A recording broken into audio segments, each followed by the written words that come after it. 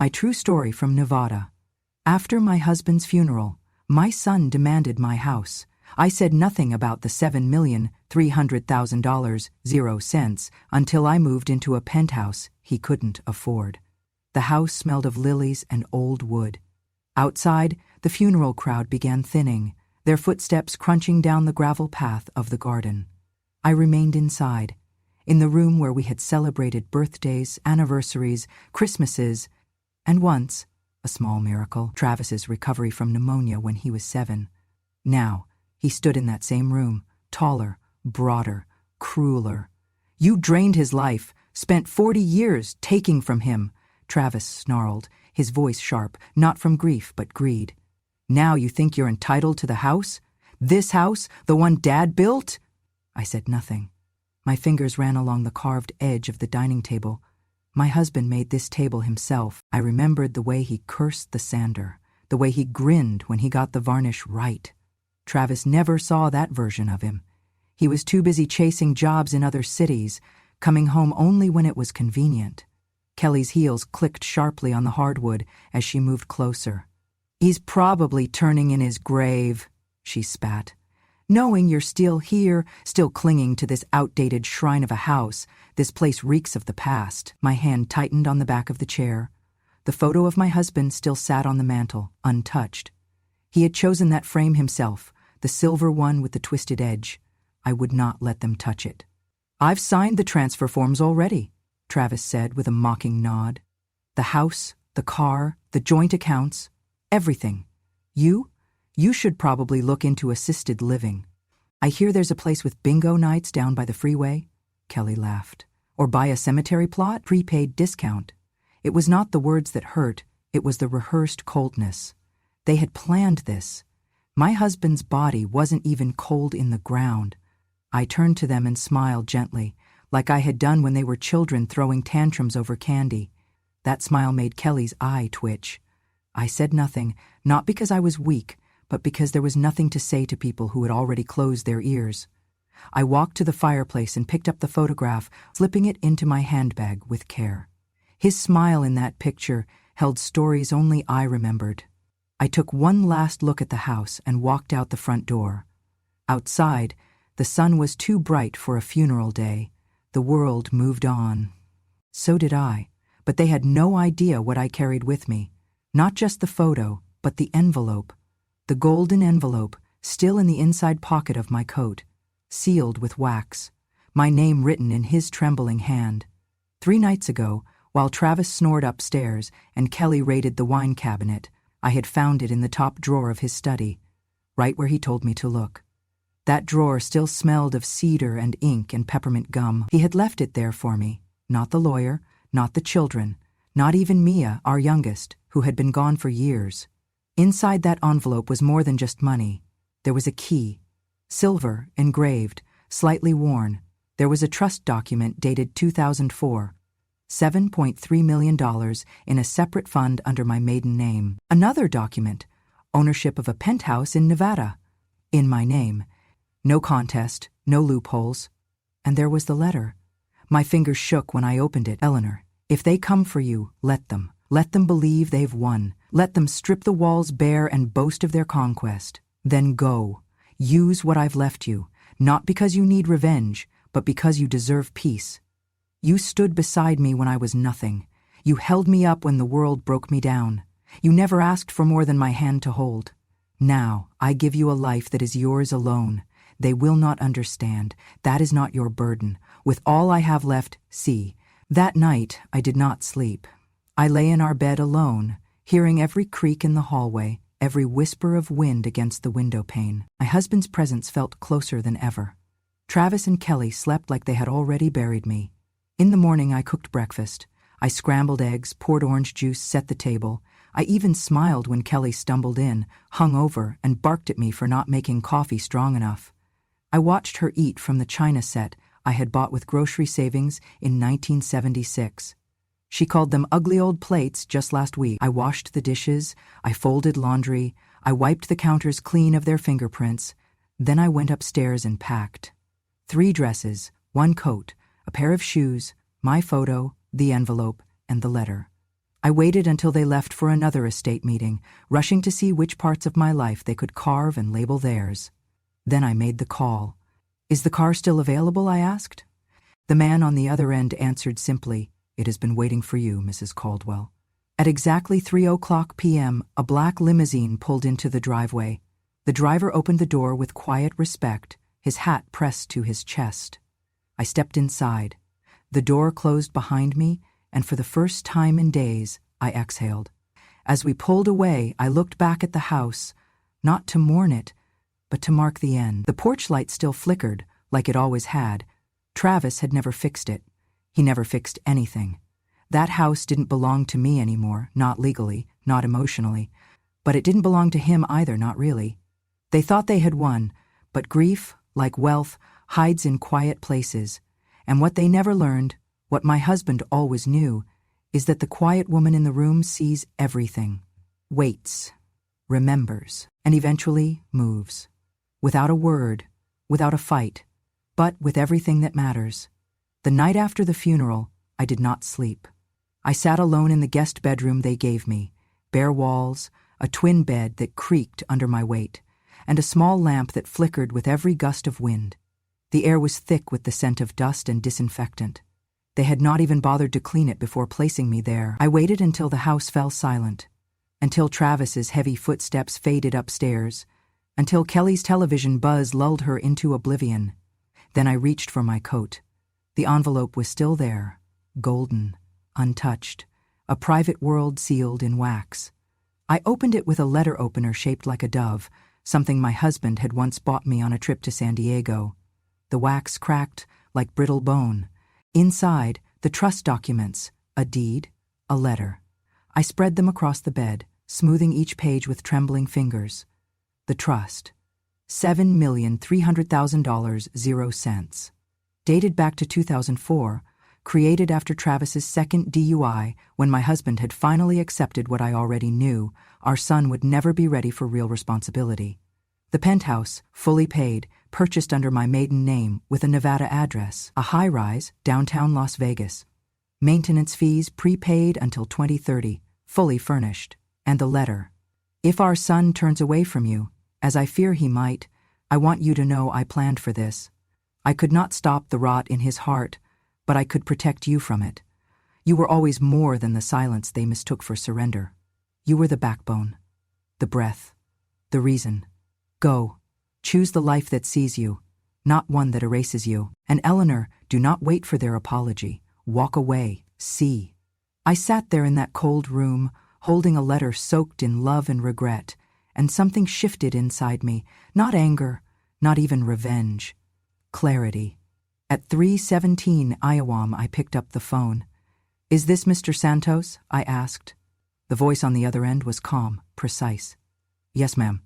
Your husband said you might call. I need the car today." He did not ask questions.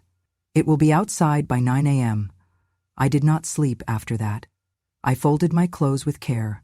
I packed exactly what I needed: 2 dresses, a coat, a pair of gloves, the letter, and the photo of my husband. I tucked the trust and deed into the lining of my handbag. At sunrise, I made tea. I sat at the kitchen table, staring at the morning light creeping across the tiles. The house was quiet, but not peaceful. It never had been, not truly. Travis came downstairs, half awake. He grunted at me, no apology, no question. "Make sure you lock up when you go," he mumbled. "We're meeting the realtor this afternoon." Kelly followed him, curling her lip as she passed. "You're still here?" I smiled gently. Not for long. They didn't hear me. They were already gone. At 8:59 a.m., the limousine pulled into the driveway. It was sleek, black, and understated, exactly how my husband would have arranged it. The driver stepped out, dressed in gray, his movements practiced but respectful. "Miss Caldwell," he said, opening the door. I didn't look back as I stepped outside. The wind was crisp. The garden my husband planted, his roses, his hydrangeas, still bloomed beneath the morning frost. I paused only once, beneath the arch he built for our 40th anniversary. My fingers touched the metal, cold, unyielding. Then I walked down the path, suitcase in hand. The door of the limousine closed behind me with a quiet finality, As we pulled away, I saw Travis in the upstairs window, jaw slack, Kelly behind him in her robe, mouth moving in protest. They had heard the engine. Too late. Too slow. The house grew smaller in the rearview mirror, and I felt no sadness, only relief, like I had been holding my breath for 40 years and could finally exhale. The driver glanced at me in the mirror. "May I take you straight to the property, or would you prefer to stop for coffee?" "Straight there," I said, "but drive slowly." He nodded. Las Vegas came into view around midday. The desert shimmered on either side of the road, the city rising like a mirage that refused to disappear. Neon and stone. Memory and reinvention. The penthouse was on the 33rd floor. When the elevator doors opened, I stepped into a world that had waited quietly for me. Marble floors, tall windows, a view that stretched to the mountains. The furniture was soft, modern, untouched. The kitchen gleamed. The air smelled like possibility. On the glass dining table was a bouquet of dried lavender, my favorite. A note sat beside it. For the woman who remembered everything, even when no one else did. I pressed a hand to my chest. For the first time in days, I let myself cry. Not for what I had lost, but for what I had kept. That afternoon, I walked barefoot across the balcony, my hair catching in the wind. Below, Las Vegas pulsed with life. Casinos, chapels, secrets and second chances. Inside, I called the bank, I called the lawyer, I called Mia, my youngest. She didn't answer, but I left a message. "Honey," I said, my voice steady, "I'm somewhere new, somewhere right. I hope you'll visit. I'd like to see your face again." Then I sat down at the piano my husband had installed just for me, though I hadn't touched keys in years. I played one note, then another. The music came back slowly, like memory, like forgiveness. By sunset, I was no longer the woman they tried to bury beside my husband. I was someone else, someone he believed in, someone who had finally remembered herself. The next morning, while the coffee still steamed in their mugs and the hangover from their own arrogance lingered, Travis and Kelly sat lazily in their kitchen, flipping through television channels. The house was quieter without me. They had already begun moving furniture, opening drawers that had been mine, boxing books they never read and heirlooms they never understood. Kelly was chewing toast when the news anchor's voice caught her attention. Breaking local development news. Nevada's most luxurious residential penthouse has just changed hands. The 33rd floor of the prestigious Asterion Tower, previously unclaimed in public records, now belongs to a surprising figure. Travis glanced up. The screen cut to footage of the building, sleek, shining, rising like a crown above the Las Vegas skyline. The anchor continued. "Our sources confirm the new owner is Eleanor Caldwell, widow of the late Charles Caldwell, founder of Caldwell Electrical Solutions. The trust fund behind the purchase, we're told, was active for nearly 2 decades, quietly growing under her name." The camera panned to a shot of me standing in the penthouse window, silhouetted by the desert sun. My hair was pinned back. I wore a navy silk blouse and a pearl necklace my husband gave me when Mia was born. I wasn't smiling. I was just present, fully present, not a shadow, not a burden, but a woman standing in her own space. Kelly choked on her toast. That can't be real. Travis dropped the remote, the batteries spilling across the floor like marbles. No, he stammered. "That's some mistake, that's photoshopped or something." But it wasn't. I was there. And I had never looked more like myself. They rewound the segment, watched it again, then again, the news anchor's voice now cut like salt. From a house quietly taken from her, to a view no one saw coming, Eleanor Caldwell's story is a reminder. Sometimes the softest voices hold the sharpest turns. Travis slammed his palm against the counter. "She made us look like thieves on national TV." Kelly's face darkened. "She made herself look like royalty." They wasted no time. Travis changed clothes like a man dressing for war. Kelly curled her hair. They drove in silence, their fury heavy enough to fog the windows. When they arrived at the Asterion Tower, the valet didn't acknowledge them. The concierge barely looked up. They stormed toward the private elevator, but 2 uniformed security guards stepped forward. "Sorry," one said, firm and polite. "This floor requires verified clearance." "I'm her son," Travis shouted. "I have every right to go up there." The guard didn't blink. "Your name is not on the residence access list." Kelly's tone turned syrupy. "Can you just tell her that her children are here? She'll want to see us." The guard glanced at his tablet, then looked back up. "No, ma'am. She specifically noted that visits from immediate relatives without invitation are to be declined." Travis lunged forward. "This is insane. That's our mother. That's my mother. You think some contract can stand between a son and his own damn mother?" He pointed at my mother. "You think some contract can stand between a son and his own damn mother?" At that moment, the elevator behind the guards opened. I stood inside. I wore black trousers, a lavender scarf, and a look they had never seen before. Calm, cold, not cruel, but unmistakably clear. Kelly gasped. Travis froze. I didn't step forward. I didn't invite them in. I simply met their eyes through the glass. Travis's voice cracked. "You really doing this?" Kelly hissed. "You embarrassed us. You lied to us." I tilted my head slightly. "I didn't lie. You didn't ask." Travis took a step forward. "We're family." I smiled, but it wasn't warm. Family doesn't scream at a widow during a funeral. The elevator door began to close. I watched their faces harden, then fracture, like porcelain left too long in the cold. Just before the doors shut completely, I spoke, softly. "You say I've been silent all these years, but silence isn't absence. It's the space where truth grows." And then they were gone. Back in the penthouse, I sat down by the window. The city glimmered beneath me. A security notification blinked on the tablet by my chair. Attempted unauthorized access denied.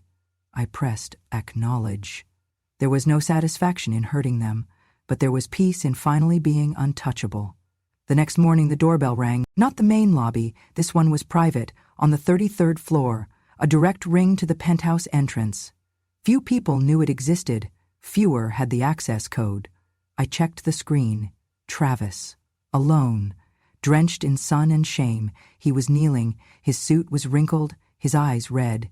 For the first time since my husband's death, his voice wasn't sharp. It was shattered. "Mama," he said through the intercom. "Please." He hadn't called me that in years. "Please, let me make things right. I didn't know he left that for you. I thought...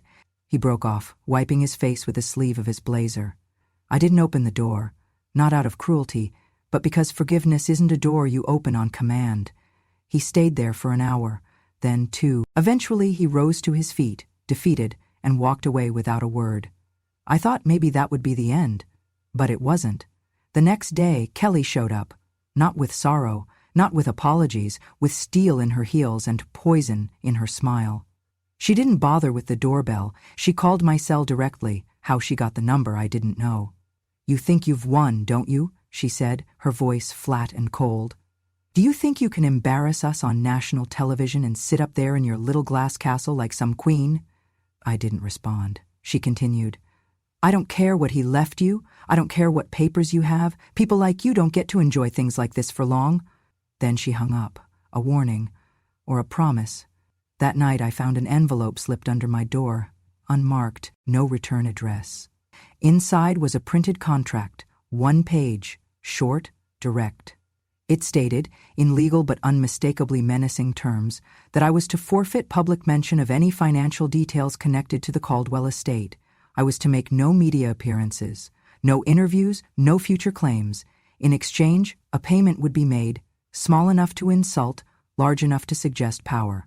And at the bottom a line, signed in good faith by Mike Garcia. I stared at the name. It meant nothing to me. Yet, the next morning the doorman called me. "There's a man in the lobby," he said. "Refuses to give a last name. Says he has an appointment." Describe him. Mid-40, leather jacket, scar under one eye. I told them not to let him up. He came anyway. 3 hours later, my security system glitched for the first time since I moved in. Not a full breach, just a pulse, a test. I knew what it was. He was inside the building.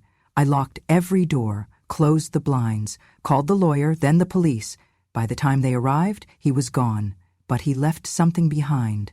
A lighter, silver, scratched with the initials MM, placed carefully on the grand piano beside my husband's photo.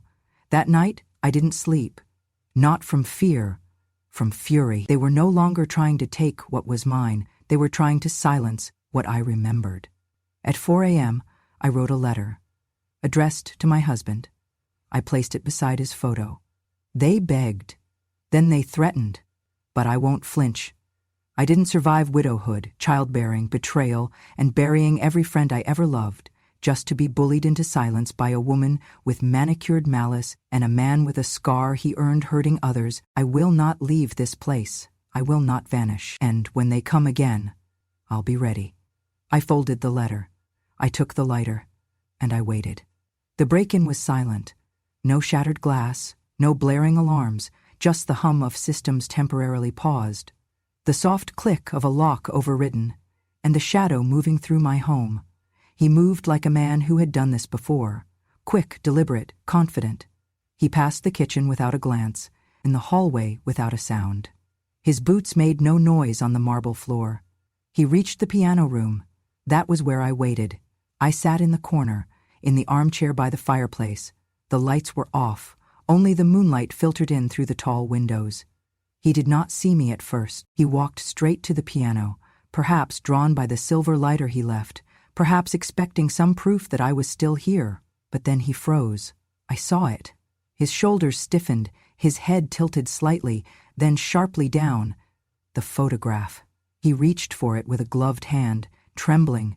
It was an old picture, my husband and I at a summer fair, holding a child between us. A boy with scraped knees and a bandage over his brow. A boy I barely knew then, but had insisted stay the night after we found him crying near the edge of the freeway. He had been hit by a car, barely 12, bruised and scared, with no name and no one to call. That boy, this man, he fell to his knees. "Oh, God," he whispered, clutching the frame. "No, no, no, no." I rose slowly, silently. "I remember you," I said, voice steady, arms at my sides. He turned. His face was different now, older, harder, carved by life and regret, but the eyes were the same, wide, wounded. "I didn't know," he said, voice cracking. I stepped closer. "You left this on my piano," I said, holding up the lighter. "And this," I held out the contract, "was supposed to silence me?" He shook his head. "They didn't tell me who you were. I swear." I studied him. "But you still took the job." He looked down. "I needed the money. Kelly said it was just a scare job. No violence, no weapons, just pressure." "And what are you doing now?" I asked. He looked up again, eyes wet. "Trying to undo it." He stood slowly, hands up, not in surrender, but in shame. "I was 12, he said. "You found me by the road. I was bleeding. You wrapped my head with your scarf and gave me orange juice from your glove box. You waited 3 hours with me in the ER because no one came." I remembered the scarf, lavender wool. "You told the nurse I was your nephew," he said, voice cracking again. "So I wouldn't get dumped into a shelter." He stepped forward, holding out the photograph. "I never forgot your face." Silence stretched between us. Then I asked, "Why didn't you leave when you saw it was me?" He swallowed hard. "Because I'm tired of being the weapon in other people's hands." I nodded slowly. "What's your name now?" I asked. "Mike," he said. "Mike Garcia. Been going by that since I turned 18. "And what are you going to do now, Mike?" He looked me straight in the eyes. "I'm going to protect you." Then he reached into his jacket, pulled out a second envelope. "Here," he said, "everything they gave me. The contract, the cash deposit, and this," he handed me a small flash drive, an audio recording of the call. Kelly's voice, Travis in the background. They planned it together. I took the drive without flinching. "You'll testify?" I asked. He nodded. "Under oath, under God, however you need me." We stood in the quiet of the penthouse. Two people the world thought had nothing in common. But both of us had been used, both of us had been forgotten, and both of us had survived. That night, I wrote a new letter to my husband. "She sent a man to silence me, but he was not a weapon. He was a boy we once saved, and now he has returned, not as a threat, but as a shield. Your faith in me was never misplaced, and neither was mine in the world. Sometimes the lost return not to haunt, but to protect." I folded the letter. Mike stayed the night in the guest room. He didn't sleep, but he stood watch, And for the first time since you died, Charles, I slept without fear. I met with the lawyer on a Tuesday morning. Her name was Diane Patel. Sharp mind, steady eyes, and a voice that never needed to rise above a whisper. She read every page of the contract Mike handed over, scrolled through the audio files twice, then sat back in her chair and folded her hands. "We have them," she said simply. "I didn't ask for revenge. I asked for protection, for clarity, for the line between injustice and consequence to be drawn boldly and publicly." Diane filed the lawsuit within 48 hours. The charges were serious: conspiracy to intimidate an elderly individual, coercion, attempted fraud via falsified estate documents, and collusion to suppress lawful inheritance. There was a separate injunction to freeze all Caldwell asset transfers Travis had tried to claim. Mike signed his affidavit under oath. In his statement, he laid out the timeline: how Kelly had approached him through an intermediary, how the payment was made, how the contract was crafted in vague but damning language. He submitted the voice recording where Kelly said, "She won't talk if she knows someone's watching," and where Travis added, "Make it look like she's losing her mind." The moment that audio went public, everything changed. The media caught wind within hours. The first headline came from a small legal blog: "Nevada widow fights back against threats from her own family."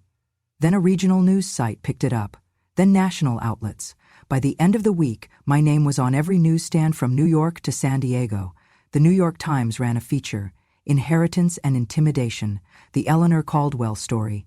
The Las Vegas Sun had a more blunt headline: "They took her house, she took back her life." But the one that stayed with me came from a social media post shared over 2 million times. This is not just a story about money. This is about the quiet power of a woman who refused to be erased. This is about a mother, not a wallet, not a doormat, not a relic, a mother. The comment sections were filled with outrage. "He should be disowned," one woman wrote. "I'd rather die alone than be treated like that by my own son. My grandma raised me," another wrote. Reading this made me cry in the middle of my shift. We have to do better. One post, from a trauma therapist in Minnesota, went viral. "Elder abuse is real, financial manipulation is real, but so is justice. This woman is proof." In the middle of this storm, Travis and Kelly vanished from the press. No statements, no apologies. Their lawyer issued a half-hearted denial, calling the situation a family misunderstanding exaggerated by the media. Diane responded with 3 words at the press conference: "We have evidence." The courthouse scheduled a preliminary hearing within 10 days. Mike flew in early, suited in black, hands steady. When asked why he came forward, he simply said, "Because she saved me when no one else did, and I'm not letting anyone hurt her again." I sat beside Diane at the front of the courtroom. Behind us were reporters, advocates for elder rights, college students, and strangers who had driven from other states just to witness it. Some held signs. One said, "My mom matters." Another, "Silence is not consent." The judge called the room to order. I kept my hands folded in my lap. I did not cry. I did not smile. I was not there to gloat. I was there to remind them of who I was, of what I had endured, of what silence could build if given time and truth. The courtroom was packed before sunrise. Outside, reporters lined the courthouse steps. Cameramen jockeyed for position. Microphones clutched like weapons of truth. Some whispered that the Eleanor Caldwell case would redefine elder protection law. Others just wanted to see the woman who had risen from ashes and silence to shake a nation's conscience. I walked through the main doors, flanked by Diane on one side and Mike on the other. He wore a navy suit, clean-shaven, hands trembling just slightly. Inside, the gallery buzzed. Journalists, advocates, law students with notebooks, even 2 elderly women from Arizona who'd driven 8 hours just to be in the room when justice remembered what a mother looks like. Travis and Kelly sat across the aisle, rigid, pale, surrounded by a team of expensive-looking lawyers who couldn't quite meet my eyes. The judge, a sharp woman in her 50s, entered swiftly and wasted no time. "Let's begin." The state laid out the facts first. The trust, the forged paperwork, the intimidation contract, the audio recording. Then Diane called me to the stand. I walked up slowly. No cane, no hesitation. I looked out at the crowd, then at Travis. He did not look back. I took a breath and spoke. They say I relied on them, that I was weak, that I was old and in the way. But I built the life they tried to steal. I held my husband's hand when we had nothing but dreams and bills. I cleaned houses, cooked meals, saved pennies in coffee cans, and when we finally had something, I gave it all to them. My voice didn't waver. But when he died, they saw me as leftover, like my love had expired with his breath. I turned slightly, meeting the judge's gaze. I didn't come here to punish my son. I came here because silence isn't always survival. Sometimes silence lets rot grow unchecked. This isn't about money. This is about dignity, about not letting the people you raise become the people who bury you before your time. I stepped down. The room was silent. Then Diane called Mike. He stood slowly, adjusting his tie. "State your name," the clerk said. "Michael Garcia." He hesitated. "Former collector, now private security, and your relationship to the plaintiff." His voice cracked. "She saved my life. 24 years ago, I was 12, bleeding on the side of the road. She gave me orange juice and her scarf, pretended I was family so I wouldn't end up in a shelter." He pulled a folded photo from his pocket, held it up. "That's me. That's her. That's the man who married her and raised me better in one day than my father did in a lifetime." Then he placed the photo down and took a breath. "I was hired by Kelly Caldwell, paid cash to deliver a contract to intimidate her. I didn't know who the target was until I got inside." His hands shook slightly now. "When I saw the photo on her piano, I couldn't do it. I couldn't be the weapon they paid for." He handed over the flash drive. "On here is the recording. Kelly gave the order. Travis approved it. I kept the proof because I knew someday someone would ask why I didn't follow through." He looked at me then. "She didn't just save me once. She saved me again by being someone worth protecting." Diane rested her hand gently on his shoulder as he stepped down. The judge reviewed everything quietly for nearly an hour. Then she spoke. "Eleanor Caldwell, the court recognizes the emotional, legal, and financial injustice committed against you. Your testimony was not only credible, it was courageous." She turned to Travis and Kelly. "You used legal manipulation and coercion to isolate and control your mother. You treated her not as a person, but as an inconvenience. That ends today." She banged the gavel once. "Travis Caldwell, your inheritance claims are revoked. Your name is removed from any account related to the Caldwell estate. Kelly Caldwell, you are hereby issued a restraining order. You are not to contact Eleanor Caldwell in any form." Then the final blow. "You are both ordered to pay damages totaling $2,500,000, 0 cents, to the Legacy and Justice Foundation established by the plaintiff. And this court strongly recommends psychological evaluation before any further estate appeals are entertained." The courtroom erupted. Some gasped, some applauded. Travis buried his face in his hands. Kelly stood frozen, as if her bones had turned to glass. I sat still, not triumphant, just free. Outside, the reporters swarmed, but I said only this: I didn't win today. I remembered who I was, and the law finally did too. The weeks after the trial passed not in silence, but in transformation. The penthouse that once felt like a safe house became a headquarters. My living room filled with blueprints, laptops, legal pads, and stories, hundreds of them. Stories mailed, emailed, whispered through tears, from women, from men, from the elderly across the country who saw my face on television and recognized a version of their own.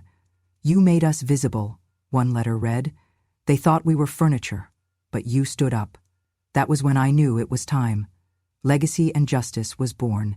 In the spring, a nonprofit, a mission, a mirror, Mike became its first director of security, ironic perhaps, but fitting.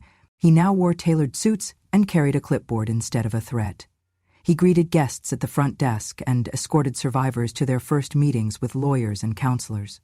No longer a shadow in someone else's story, he had a name, a role, a purpose.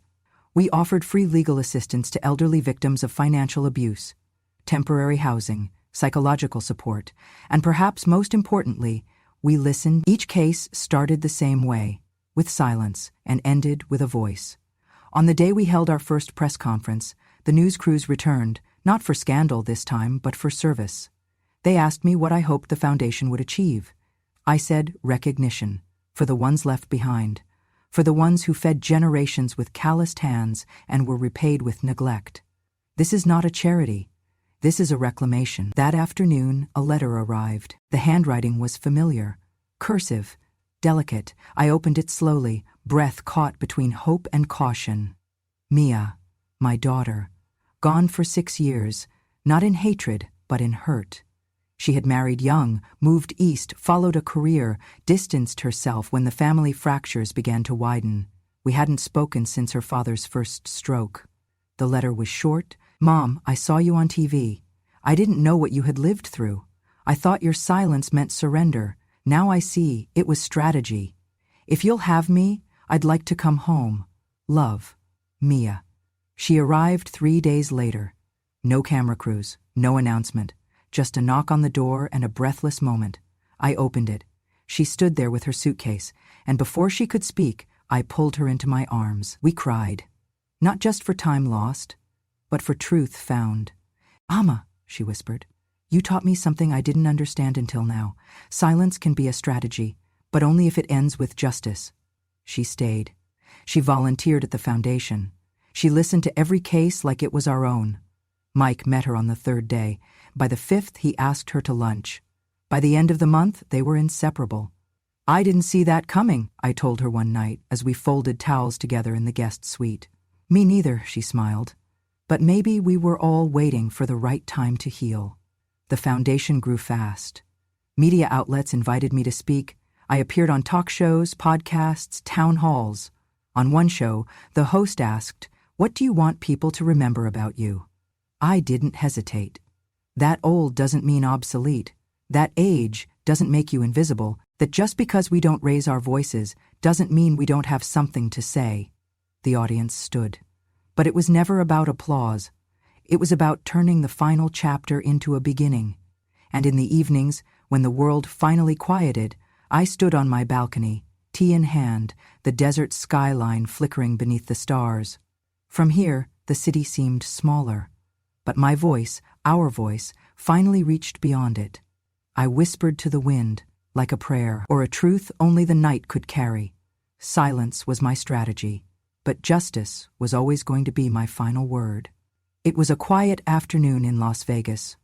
The sun hung low, painting the desert skyline in hues of amber and lavender.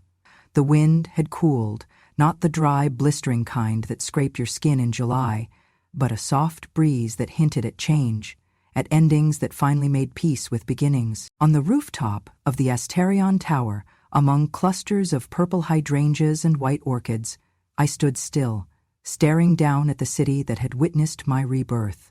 In my hand was a wedding invitation, simple ivory paper, no gold trim, no pretense. Mike and Mia, 2:00 p.m., Saturday. My fingers traced the lettering as if it were carved in stone.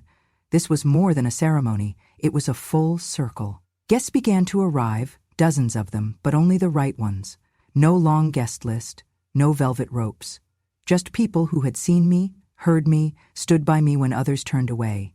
Advocates, volunteers, survivors, old friends I thought I had outlived. Some brought flowers, some brought silence, all brought love. Mike stood at the altar in a crisp black suit, his hands fidgeted only once before he spotted me. He gave me a small, grateful nod.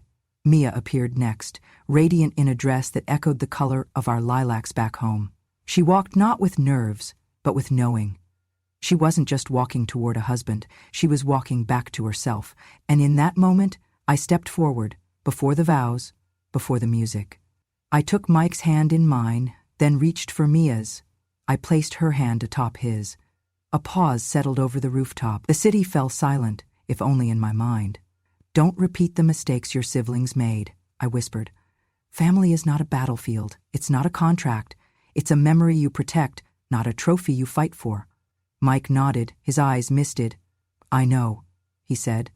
"I've lived outside family for too long to take it for granted now." Mia cried quietly. "Thank you, Mama," she whispered. "But bring more." They turned to the officiant, hand in hand. The ceremony was short, simple, sacred. But behind every vow was a deeper current. A man who had been lost, now found. A daughter who had misunderstood, now returned. And a mother once discarded, now honored. The reception followed in the penthouse. No fireworks, no extravagance, just music, laughter, and the warmth of people who knew what second chances looked like. During the toast, Mike stood and raised his glass. "When I was 12, he began, voice shaking, "I bled on the side of the road. No name, no family, no future. She found me. She gave me orange juice and her scarf. She told the ER nurse I was hers. Today, I get to say it out loud. I am." He looked at Mia. "And today, I marry the daughter of the woman who saved me, not because fate demanded it, but because grace made space for it." Tears flowed freely, and not just mine. Later that night, I stepped away from the music, away from the guests, and returned to my balcony. Below, Las Vegas pulsed with neon and noise, but up here it was still, sacred. Mia joined me quietly, wrapping her arms around me from behind. "If Dad could see this," she whispered, "he'd be so proud." I smiled through tears that did not come from sorrow. I didn't live for recognition. I said softly, "I lived so no one else would ever feel abandoned the way I once did." She nodded. "And you've done that, Mama. More than you know." A week later, we launched something new. The Second Chances Foundation, not just for headlines, not just for healing, but for people like Mike, for women like me, for men who had fallen through the cracks and needed not a savior, but a door. We provided housing for elderly parents abandoned by their children. We partnered with halfway homes to give reformed ex-cons a real chance. We paid for therapy, legal aid, and dignity. Mike and Mia took on executive roles. I remained on the board. My job wasn't to lead anymore. It was to ensure the work outlived me. We held our first open house on the anniversary of my husband's death. I wore his favorite scarf, lavender wool, and I read aloud from a note he once wrote. "If they turn on you, walk forward, not in rage, but in resolve, and build something they could never burn." That night, standing once again on the balcony, I raised my cup of chamomile tea to the stars. The city sparkled, the wind stirred the curtains, and I whispered to the dark, not in bitterness, not even in triumph, but in clarity. Silence can be misunderstood, but justice never needs to shout, it only needs time. Then I closed my eyes and breathed. Free. If you've made it this far, thank you for listening to a voice that was once silent. This wasn't just a story about revenge, it was a story about dignity, about what happens when the quiet woman in the room remembers who she is and decides that silence is no longer survival, but strategy. Maybe you saw a part of yourself in Eleanor. Maybe you've been dismissed, betrayed, or told you were too old to matter. But here, you matter. At Grama True Stories, we tell the stories others forget, of women who loved deeply, endured quietly, and finally stood up not to scream, but to be heard. Because revenge has no expiration date, and wisdom doesn't shout, it remembers. If this story moved you, if it made you feel seen, please subscribe to Grandma True Stories. Hit the bell so you never miss a story where silence becomes strength and the forgotten finally speak. And if you have your own story or your grandmother's story, we're listening, always. Until next time, remember, some women are not meant to disappear. They're meant to be remembered forever.